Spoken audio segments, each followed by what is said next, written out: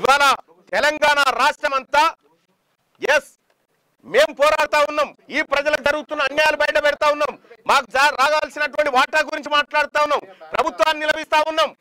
ఈ ప్రభుత్వం మా సలహాలు స్వీకరిస్తా ఉంది, ఎక్కడైనా పొరపాటు జరిగితే సరి చేసుకుంటా ఉంది. ఈ ప్రభుత్వాన్ని మేము ప్రభుత్వంతో పోరాడుతా ఉంటే నీకేం బాధమ్మా? నీకు ఉనికి కావాలంటే మీ నాయన దగ్గర అడుక్కొచ్చుకో. బీసీ నాయకుల మీద, బీసీ నాయకత్వం మీద దాడులు చేస్తే నీకు ఉనికి వస్తుంది అనుకుంటే అది నీ భ్రమ. మరింత దిగజారిపోయి ప్రజల్లో చులకనవడం తప్ప ఇంకా ఏమీ ఉండదు.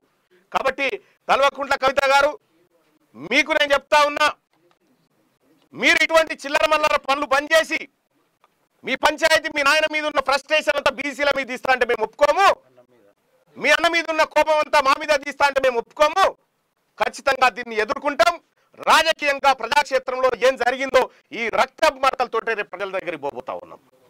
చూస్తాం ఏం జరుగుతుందో. ఖచ్చితంగా మేము నమ్ముతా ఉన్నాం.